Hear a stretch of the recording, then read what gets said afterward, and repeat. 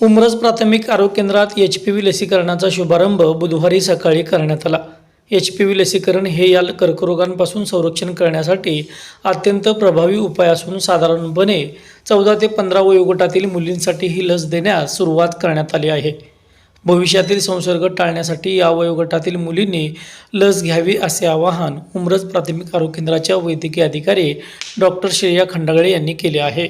उमरज तालुका कराड येथील प्राथमिक आरोग्य केंद्रात HPV लसीकरणाचा शुभारंभ जिल्हा परिषद सदस्य रणजित जाधव व पंचायत समितीच्या सदस्या संगीता चव्हाण यांच्या हस्ते करण्यात आला।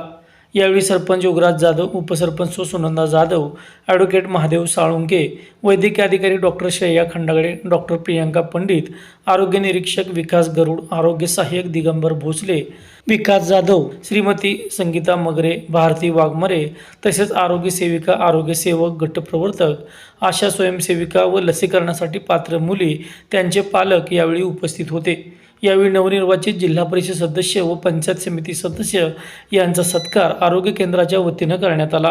प्रास्ताविक विकास गरुड यांनी केले तर डॉक्टर प्रियंका पंडित यांनी आभार मानले। यावेळी लसीकरण करून घेतलेल्या मुलींना मान्यवरांच्या हस्ते प्रमाणपत्र देण्यात आले।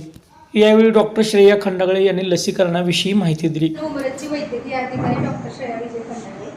तर 8 मार्च पासून आपले माननीय नरेंद्रजी मोदी साहेबांनी HPV वॅक्सिनचं उद्घाटन केलेलं आहे। तर HPV वॅक्सिन आहे काय, तर 14 ते 15 वयोगटामध्ये मुलींना ही वॅक्सिन आपण देणार आहे। तर आपल्या भारतामध्ये सगळ्यात पहिल्यांदा स्तनाचा कॅन्सरमुळे जास्त मृत्यू होतात लेडीज लोकांमध्ये, आणि 2 नंबरचा जर कुठला कॅन्सर असेल तर सर्वायकल कॅन्सर म्हणजेच आपल्या गर्भाशयाच्या मुखाचा कॅन्सर।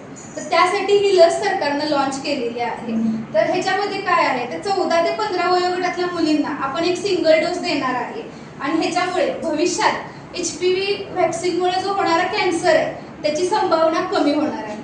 तर त्यासाठी सरकारनं हे लॉन्च केलेले आहे। 14 ते 15 वयोगटातल्या मुली हे आपलं फ्युचर आहे। तर याच वयोगटात का द्यायचं, की या वयोगटामध्ये मुलींना पाळी यायला सुरुवात होते, आणि हा एक महत्त्वाचा क्रुशियल पिरियड आहे। तर या पिरियडमध्ये लस देऊन फ्युचरमध्ये होणाऱ्या कॅन्सरची रिस्क कमी करण्यासाठी ही मोहीम सुरू केलेली आहे। तर माझं जास्तीत जास्त लोकांना असं एक आव्हान आहे की 3 महिने हे कॅम्पेन चालणार आहे, 8 मार्च पासून ते 8 जून पर्यंत। तर या 3 महिन्यात आपल्याला 14 ते 15 वयोगटातल्या मुलींना लस द्यायची आहे। तसंच 3 महिन्यानंतर जसं आपण BCG वॅक्सिन देतो, पोलिओ वॅक्सिन देतो, तसंच राष्ट्रीय लसीकरणाच्या शेड्यूलमध्ये ही लस ऍड होणार आहे। 9 ते 14 वयोगटामध्ये आपल्याला द्यावीच लागणार आहे कंपल्सरी, पण आता आपल्याला 14 ते 15 वयोगटामध्ये फोकस करून ही लस प्राधान्यानं त्या मुलींना द्यायची आहे। तर तुमच्या पण आजूबाजूला जे कोण असतील तर त्या सगळ्या लोकांना तुम्ही आव्हान करा आणि या गोष्टीचा लाभ घ्यायला जास्तीत जास्त लोकांना प्रोत्साहन करा। आणि दुसरं म्हणजे या लसीबद्दल जे निगेटिव्ह मार्केटमध्ये व्हिडिओ व्हायरल होत आहे त्याला सायंटिफिक दृष्ट्या काय आणि कशी तोड आहे, त्यासाठी तुम्हाला जे काही शंका असतील त्याचं निरसन करण्यासाठी आम्ही इथं 24/7 अवेलेबल आहे। तुम्हाला काही जरी त्याच्याबद्दल शंका असेल, काही प्रॉब्लेम असेल, तुम्ही डायरेक्ट PSC ला संपर्क साधू शकता आणि तुमच्या मनामध्ये जी शंकेची पाल चुकचुकते त्याचं निरसन इथं येऊन करू शकता। त्यासाठी आम्ही 24/7 अवेलेबल आहे। जून पर्यंत या 3 महिन्याच्या कालावधीत आपण हे शिबिर राबवणार आहोत। त्याच्यानंतर ह्या 3 महिन्यानंतर जे रेग्युलर वॅक्सिनेशन शेड्यूल आहे त्यामध्ये देखील ह्याचा समावेश होणार आहे।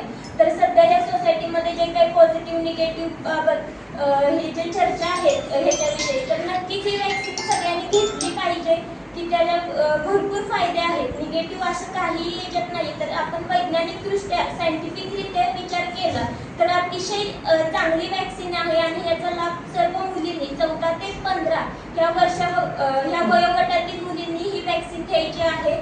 तर ह्याचा शुभारंभ आज आपण या ठिकाणी केलेला आहे। तसेच इथे जे माननीय